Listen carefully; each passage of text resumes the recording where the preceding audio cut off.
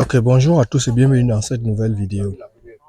Donc, ici, euh, nous avons rencontré un certain nombre de problèmes sur notre parcelle de production biologique de tomates.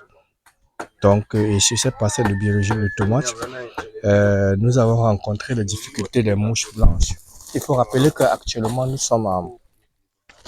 en période de, nous sommes en période de transition vers la saison sèche. Donc, les mouches blanches se développent beaucoup plus.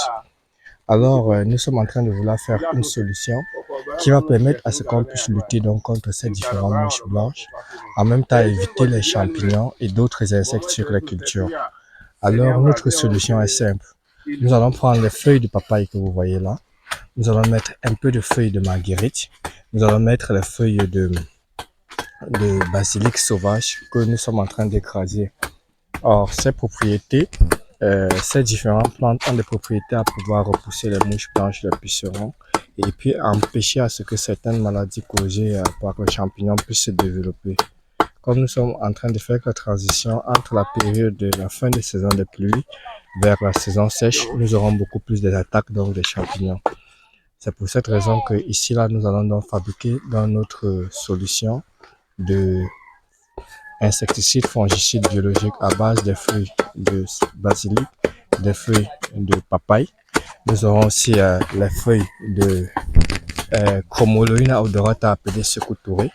Nous aurons aussi un peu les feuilles de Titona diversifolia ou feuilles marguerite ou encore communément appelées au Cameroun feuilles jalousie. Donc je vais par ce pan vous présenter les maladies que nous avons au niveau de notre culture de tomates. Et ces maladies que nous rencontrons au niveau de nos cultures de tomates sont des maladies causées qui sont dues à des insectes, notamment les insectes piqueurs suceurs. Alors donc sur ces insectes piqueurs suceurs que nous allons rencontrer, il est donc question de pouvoir faire un certain nombre de choses. Comme vous pouvez le voir ici, nous avons donc nos plantes qui se développent. Ils ont déjà commencé la floraison. Et comme ils ont déjà commencé aussi à fleurir, les fleurs ont déjà commencé à se développer. Il serait donc question de pouvoir voir comment est-ce que on pourra donc d'ici là permettre à ce que les plantes puissent se développer. Donc, on commence à observer certaines chenilles et puis sur certaines des feuilles, on observe donc les mouches blanches qui sont déposées sur ces différents plans. Dans l'observation donc de ces mouches blanches que on commence à voir lorsqu'on frappe un peu les plantes, c'est la raison pour laquelle nous sommes en train de faire notre solution de de d'insecticides fongicides pour stopper le développement de cela. Ok. Donc ici là, nous sommes en train de faire donc la macération de notre solution que nous allons donc prendre pour pouvoir appliquer dans notre substrat que nous allons tout à l'heure obtenir la matière active.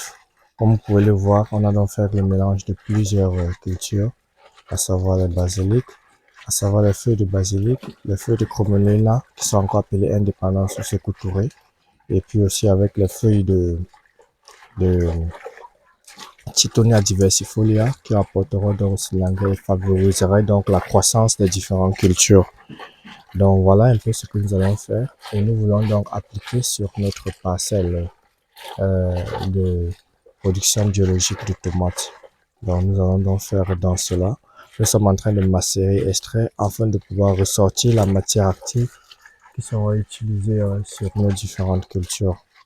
Après avoir eu à faire la macération des insecticides fongicides, nous avons mélangé donc le reste de des déchets, des feuilles issues de la macération, des feuilles du papaye, des feuilles de basilic, des feuilles de cromolena que vous appelez Secutoro indépendance.